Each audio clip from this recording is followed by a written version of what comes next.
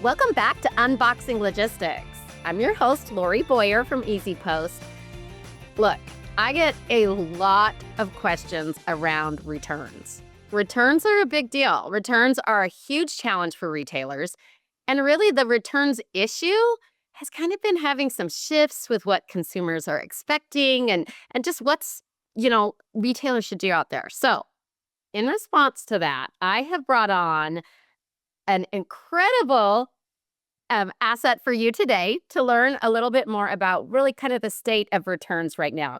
Blue Yonder just released their 2025 Consumer Retail Returns Survey, and I have brought on Tim Robinson to discuss it. So we're going to get into all those details. But Tim, welcome. Can you Thank introduce you. yourself to our Unboxing Logistics family here and let everybody know a little bit about you? Yeah, thanks, Laurie. Thank you very much. I'm delighted to be talking to you today.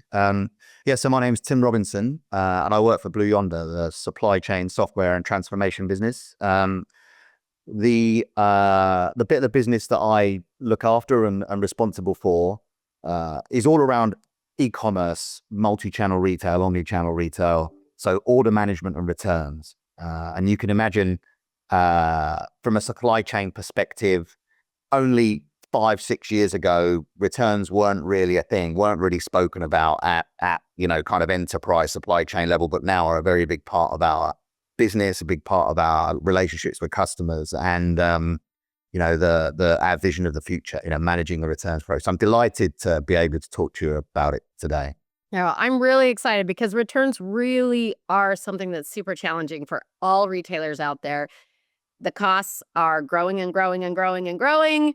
But consumer expectations, trying to meet that balance of how do we balance costs with also making sure our consumers and our customers are happy is rough. So I'm really excited to do that. Before we do though, Tim, one of the things I love that we do here on Unboxing Logistics is I ask everyone to share just a person from the industry that you really admire and why.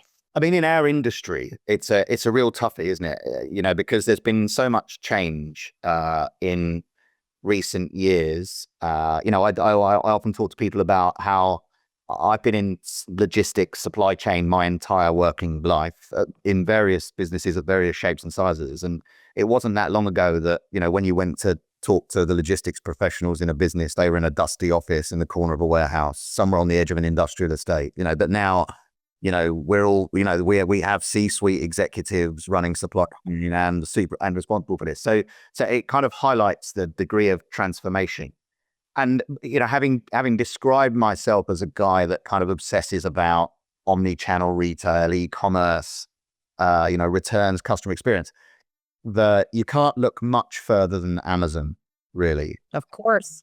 And I would say, I'm not sure it's one individual, because it's pretty easy to say Jeff Bezos and his leadership and his vision for the business. But there have been some pretty phenomenal supply chain leaders in that business over the last 20, 30 years that I think have really set the scene. And it's down to them that, retail, logistics, manufacturing businesses, I think, have C-suite supply chain leaders that now see supply chain as a point of differentiation and a driver of customer satisfaction and a driver of profits and a driver of growth. I absolutely love that because I think it's something we all know. Everybody's chasing Amazon and, trying to keep up with that. But really, they created a complete shift in the way this Absolutely. entire industry was viewed and the way consumers viewed it. But, even the way internally, supply chain and logistics and great call out there, Tim. Okay. Yeah. I want us to, I'm just really excited. Okay, Tim, I am such a nerd about data and statistics, and this is like my happy place. So I'm really excited today to be diving into the results of this study. It's fresh out of the oven. But first, can you give me maybe a little bit of a background on what this survey is? Just where is it conducted, what's included, all that. Blue Yonder is a B2B business. Ultimately, we license and software and partner with businesses, but ultimately consumers shape demand. They shape all of our careers, all of our day-to-day lives. The choices we all have to make.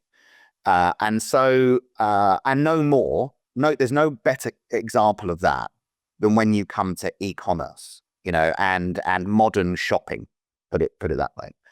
The consumers' attitudes have changed significantly. You made that point right up front. Consumer kind of, preferences, the things that influence consumer preferences are changing all the time.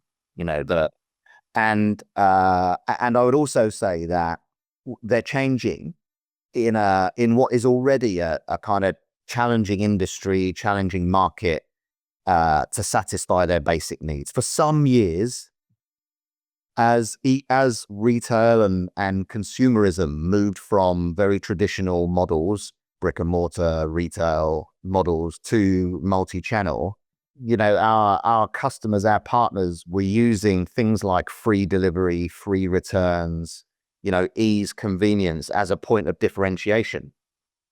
And it worked for a number of years. Some big businesses have been built on the back of those commitments and those concessions, to consumers.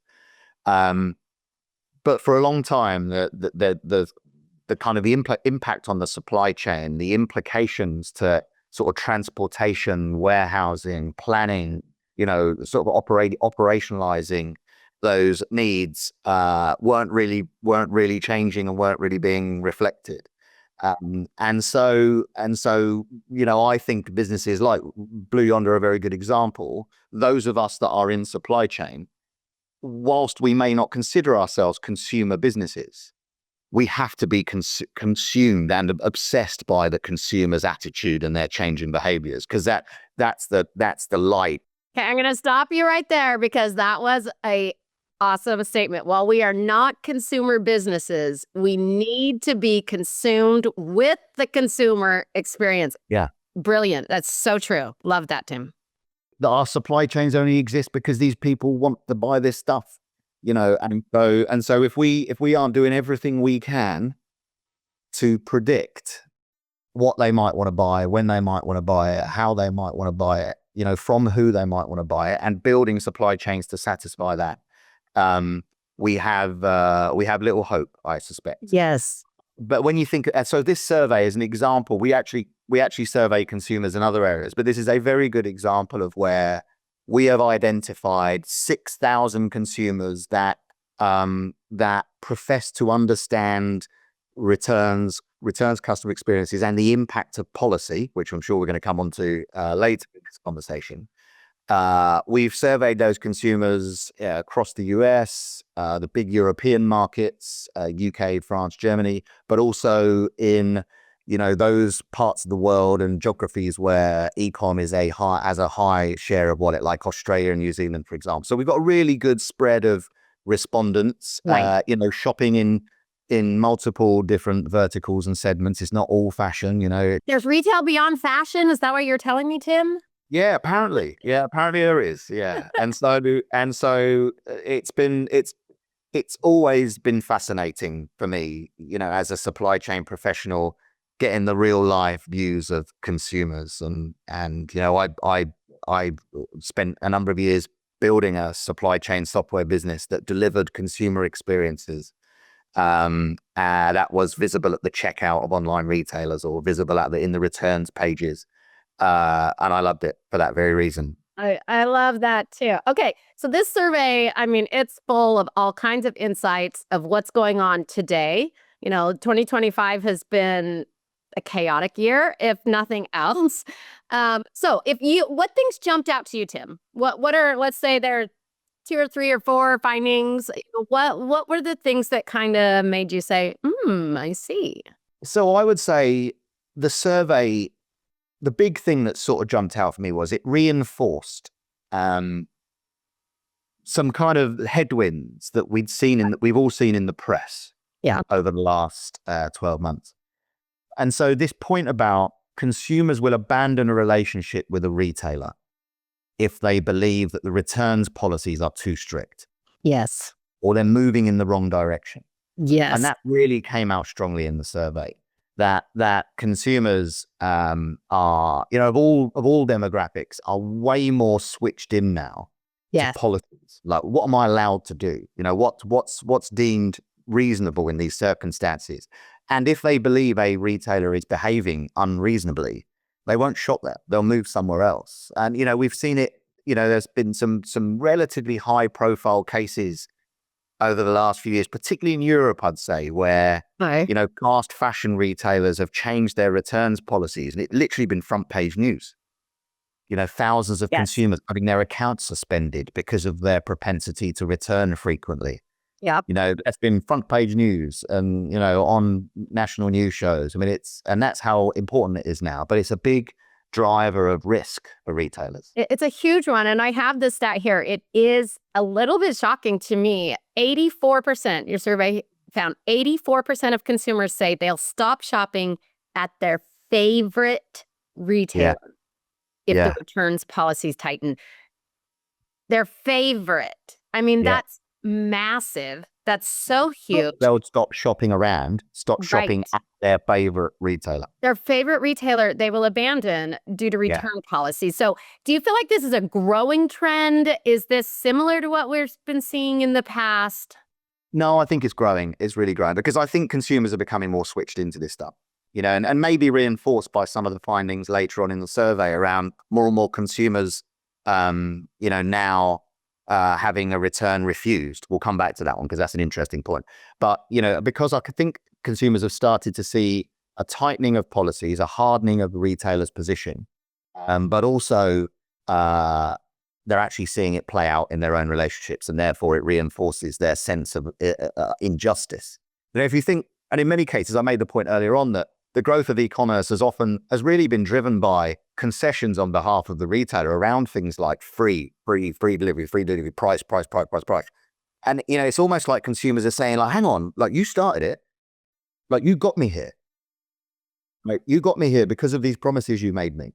And I've now changed the way I shop. I've changed, I've got like, I can't look through the door of a high street fashion retailer now because I'm embarrassed by the fact I don't talk to them anymore. I now shop with you guys. And now you're making it harder for me to do it. It's I think that's the big driving force behind that finding. How do you think people should balance this? So I talk to a lot of retailers and they say, and it's completely understandable, the costs associated with returns have been skyrocketing, as returns are growing. But absolutely, the whole draw into kind of some of the e-commerce space in a way was this ability to return things free. What recommendations? So if we have somebody listening right now and they're like, well, great, how am I supposed to offset these costs? How do you balance trying to make sure you offset costs and keep customers? I'd say a couple of things. And I would say one is philosophical and one is practical. So the philosophical would be, and I literally have had these conversations with retailers. The philosophical one is you've got to think differently. So about returns and about your consumers, if you just tighten returns policies and start charging, you're making it their problem and it's not their problem. And unless you make the philosophical shift to a place where it's your problem, you're probably going to continue trying to get the consumer to solve it for you. And that's a weird business strategy, trying to get your customers to solve your profit or supply chain problems inadvertently, almost like trying to do it by stealth, like slipping it under the radar. Maybe they won't notice. Yeah, maybe they won't notice that I've just charged them $2.50 for a return or whatever, And so, and I would say that the important thing about the philosophical shift is, whilst returns were growing as a proportion of orders and it was becoming a bigger and bigger problem, I would say in the most part, retailers' brands treated them as loss. So the broad assumption was, if something is being returned to me, I'm never going to resell it. It's going to go to liquidation. It's going to go down the secondary market, or I'm going to landfill it. I think the philosophical shift now is you have to consider these items as assets. This is real life inventory, which can be resold for full value on Wednesday. Okay, that's another big one. So I'm going to stop us again. Consider your returns, your items as assets. Not as losses. We've got to take a shift. I love that, Tim. It's still a pair of Nike Air. When they went out, they were Nike Air. When they come back, they're still Nike Air. Yeah. And so there is still a demand for those items. And so that's the philosophical. Okay. The practical, therefore, is if you use technology and modern technology, particularly, that works really fast, that allows you to make decisions real time on the edge.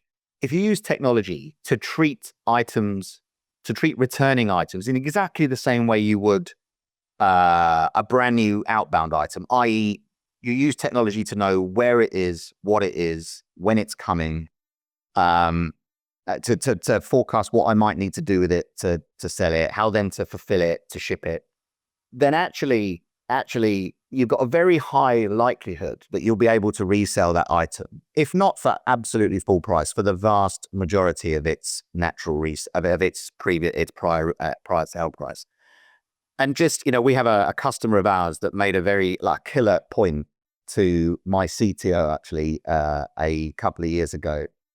And he said, the funny thing about returns is, he said, it's my worst supplier.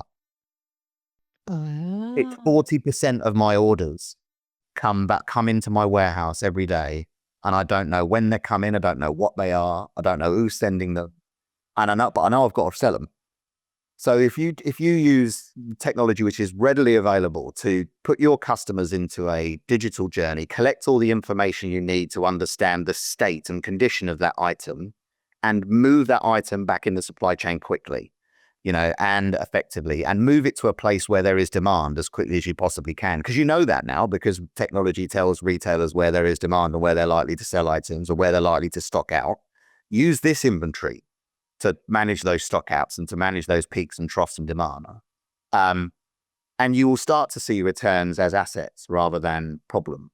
And therefore, the idea of charging a consumer $5 to return it, which might actually make it slower for them to return, or they might, if they have to return it themselves, they might find the slowest, cheapest route. You end up getting back to the point that this is important inventory, and the best thing we can do with it is get it back and resell it as quickly as possible. Okay, I love it. So what I'm hearing is we got to probably, in today's volatile market, we need to keep some of our return policies pretty flexible for our consumers. Where we need to switch is say, okay, we got to stop just saying keep everything and do, we need to use these returns as assets and actually find better ways. Great news is with all the data and technology and tools and AI and everything we have out there now, it is way more possible. It's possible. We prove it all the time. That we can fulfill against finite data every minute, every hour, every day. It's possible. You just think about returns as inventory. And I think that philosophically that would just start to change this whole stuff. Yeah, I love that. Okay. It kind of made me think about the keeping it. Because one of the stats I saw in there was that we are seeing a drop. So hopefully this means that people are starting to take your advice here, Tim. But it says the drop in 2024, 72% of keep it returns.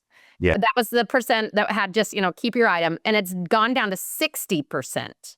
That's a big drop in a year of the number of returns that we're just saying, just keep it, whatever. So why do you think we're seeing this pullback? Is it because people are switching their viewpoint? What impact do you feel like it's having? Like consumers they're not idiots. They know. Some of us are, Tim. Some of us are. If a retailer's telling me, "I'll just keep it," it basically means it costs them more money to deal with it than it does, than its value to have it back. And so, if you're the consumer, how does that make you feel about that item? I mean, I'm not going to feel great about it, about that thing. It's like, that's not gonna make you feel great. Yes, on one hand, it's like, oh, I've got a free vest or a free T-shirt or something, but it doesn't feel great, does it? Because the retailer's giving it you free, and the idea that I can gift it or I can sell it or whatever is pretty far-fetched in most cases. I also feel though that consumers are way more kind of aware now. You have to treat this responsibly. As you're the brand, you own the brand. If I send it back to you, I trust you to treat it responsibly, because I don't want to be responsible for piles of returns in the Atacama Desert or landfill problems in the country that I live in. Or I trust you. I trust the brand to deal with this for me. If you just tell me to keep it, the chances are I'm just going to bin it. Absolutely. Or at some point it gets binned, because I might hold it in my bedroom for 6 years. And Right. then There it was gets a reason we were returning it to the start, reason we were returning it because we don't right? have We any. didn't want it. Yeah, Yeah. we don't have any. So I think there's that, like, consumers are there's a bit of a kickback on it, and there has been like noise, like in the sort of ether, in the ecosystem, various places, Reddit, all of those sort of channels where you can see like consumer attitudes are changing. I think as well, though, we've seen, and I would say this is definitely anecdotally rather than yet factually proven. But when we talk to consumers and and people in industry, there is a sense that you're being offered it less frequently. So therefore, and that's come out in the stats. And so therefore, I think there are some big businesses out there that had a proper look at Keep It and a kind of, actually, it's not really doing what we thought it might. And there are some strings attached here from a reputational perspective, or or loyalty and a supply chain perspective, and a backing off slowly but surely, and, there's a couple of brands where, you start to hear anecdotal evidence that you just don't see it as much as you used to. I don't get offered that. Yeah, absolutely. What's interesting is that sort of sustainability piece, because that came through in your survey as well. I mean, look at our stats. It says, so in 2024, 55% of consumers said they were concerned about kind of that environmental impact. Yeah. It's up to 65% in 2025, with 71% saying they won't complete a return if they think it's headed to a landfill. Yeah. And so how, again, what kind of strategies do we have out there to balance that sustainability kind of issue? Yeah. So, I mean, there are a couple of things. And I think this is an area where transparency and visibility in the eyes of consumers could help change behavior in a way that also has a positive impact on bottom line. So, we here I always sort of talk about a couple of examples historically that have been executed in different ways, but when the law changed, you had to wear seatbelts. You didn't have to wear seatbelts. Then you have to wear seatbelts. Yes, that came about through legislation, but it created a huge amount of behavior change and attitude change. And to the extent that very quickly, consumer, kind of drivers, drivers who, if you ever saw a driver that didn't have their seatbelt on, it became a bit of a, there was a real kind of stigma attached to it. Yep. But because there's sort of transparency and visibility around the risks of people not wearing seatbelts and the societal responsibility around it, carrier bags, plastic carrier bags in supermarkets, kind of restricting consumers' access to those for free has changed behavior forever and changed their approach and attitude towards carrier bags. Providing provenance information on groceries and kind of fresh produce that consumers really get into has driven up adoption of locally produced produce and that. Absolutely. But we don't provide consumers really with any visibility about what happens to their return. So I think if we have all this data available, if we were to tell consumers when they go onto a returns page and they look at item X, if we were to tell them that 93% of these items get resold, 7% get gifted to here, you might start to see some of those items, some of those SKUs which are harder to resell, low cost, fast fashion, throwaway type wear. I don't know. I think consumers might start to think differently about that sort of stuff. Like, instead of ordering 5, maybe I'll order 2. Mm-hmm. Yeah, and I'll feel more compelled to get it right first time. Or I'll think carefully about what it is I want. I'll do a bit more research, or I'll become a more kind of informed buyer. I feel like that would have a big impact. Just provide visibility. Yeah, I agree completely. And I think that, earlier you said consumers are not stupid. And yet sometimes we kind of try to hide things from them, like they might not notice. And so the fact that you said transparency, I think that even goes back to, if you do decide, hey, I need to make a returns policy change, be transparent about why. Don't just try to slip it in there. Just say, hey, we're seeing this issue. We're going to need to offset some costs. Consumers aren't stupid. I love that, Tim. That's really spot on. It's hard to land a justification that's around your bottom line. Yes. Because the reality is, e-commerce, it's tough. It's tough to make money in e-com, omni-channel retail. There's not a load of businesses, kind of getting mega rich on it. But still, these are big brands with big presence. And I'm not sure many consumers care that much that, business X is not making huge margins or whatever. But actually a lot of these policy shifts and philosophical shifts do have really positive, if they are executed well, they will have really positive benefits to those things that consumers do care about. So Yes. why not find a way, why not use the data you've got, or maybe your supply chain software partner might have, and show that data to consumers and help them make the right choices. And Yes. rather than making it policy, make it visibility and education, and then see what happens. Love that. Rather than make it policy, make it visibility and education. Yeah, Absolutely. You never know. People You aren't never know. stupid. You might get a much bigger impact and response than you're expecting. Yeah, fantastic. Okay, another thing that stood out to me in the survey was kind of a rise in the number of returns that are being rejected. 36% of consumers say that they've actually had a return rejected. And for Gen Z, that's like almost half, 49%, so that they've had returns rejected. What's causing this? What's happening here? Yeah, and so it's actually one of the things we're thinking about digging more into in next year's survey, getting a bit deeper. Yeah, it's interesting. In talking to our customers, our clients, and, about what they're seeing, and actually, spending time I was in Indianapolis a week before last in in a big returns handling center that's running our software and one of our important partners. When you get in and you talk to people, you talk to those, people that are running returns, they're on benches, they're physically handling these items. I would say there are a couple of things that really stand out. The first one is out of date. And historically, when you when you return something that were, the returns policy was 30 days, but you sent it back to the retailer in 50 days because they sent you a label.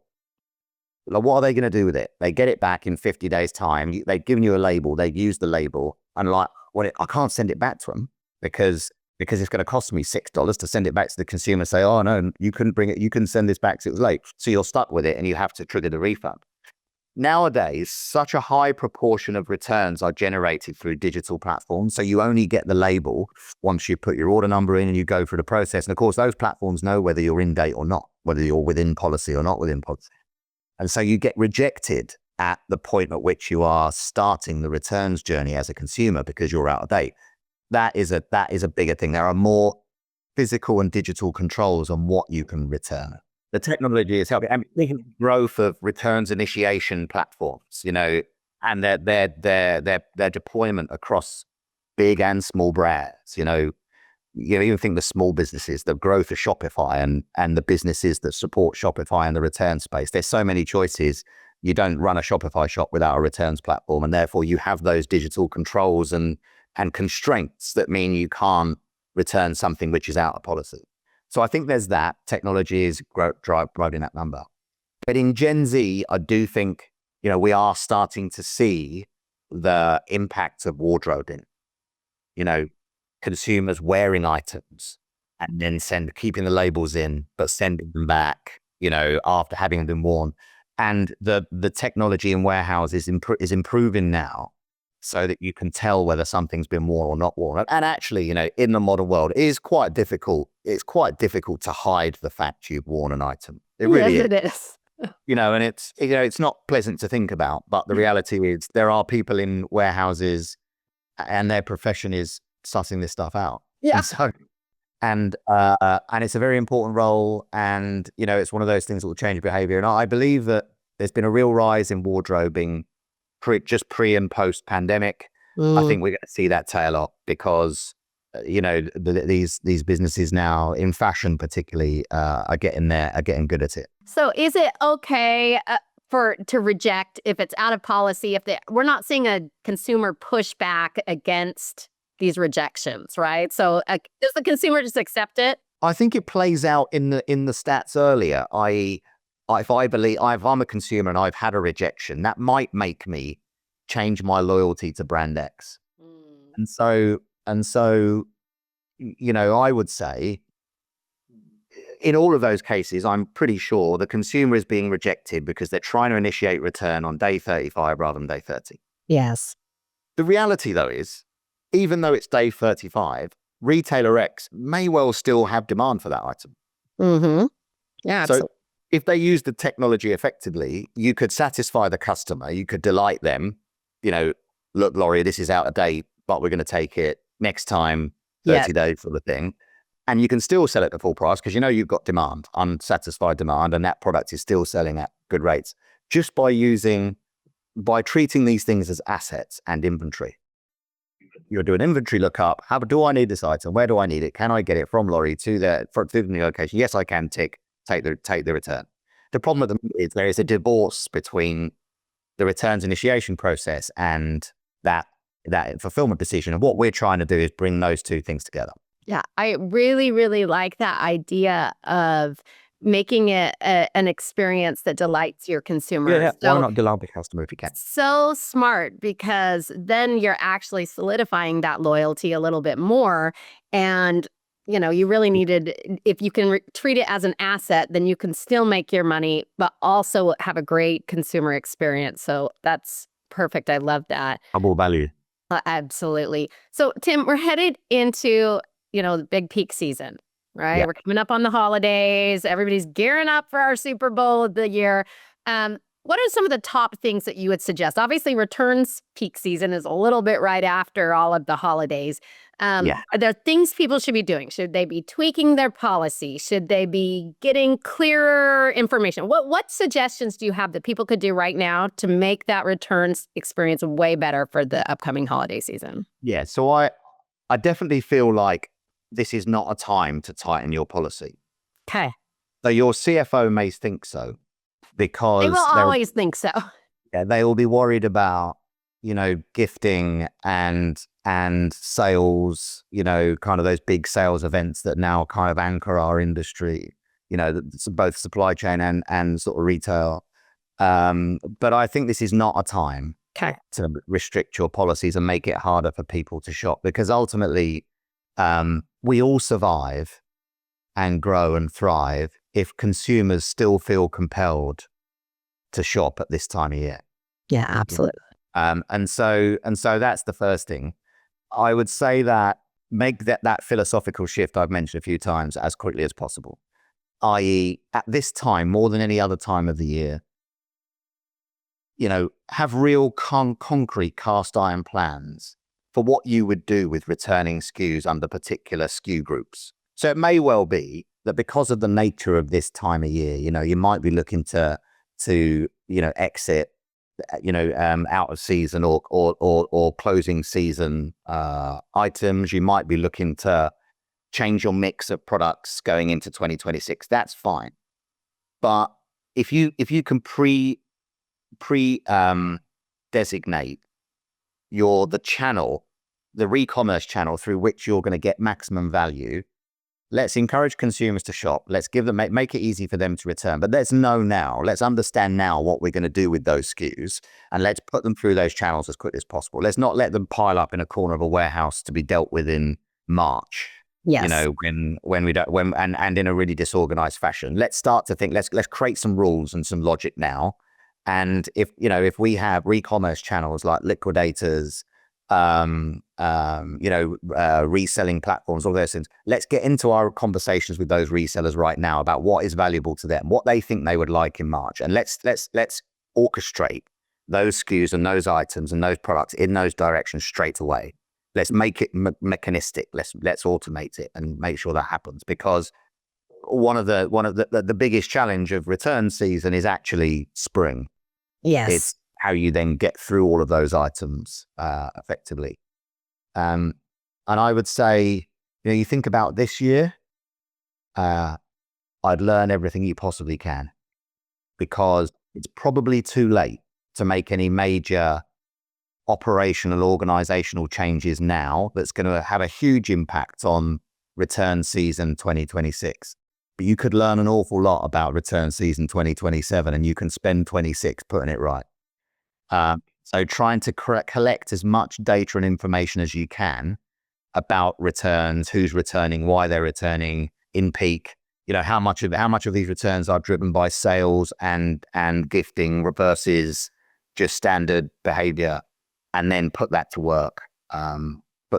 We often, the January, February is, as you can imagine, is the time of year that spikes most demand in most leads in our world. I get more leads out period than any other time of year, because our potential clients have been run ragged for 8 weeks trying to work out what to do. But we often then sit down in March and there's no data. It's just a problem. There's a big pile of returns in the corner. Can you help us? The more data you can collect now, building up to Christmas, post-Christmas, about what's happening, where it's coming from, why it's coming, collect that. The quicker we can get at it in spring and make sure that 2027 is, the rest of 26 and 27 is best. That was really brilliant. Anytime that I'm looking and trying to get advice on how to manage any sort of problem, I always try to look at 3 areas: the people, the processes, and the technology. And you hit all of those. The people being, first of all, consumers. Let's keep our policies where they want it, but also making that shift in our mind about what it is. Processes, let's look at how are we turning this into a revenue generator or an asset rather than a liability.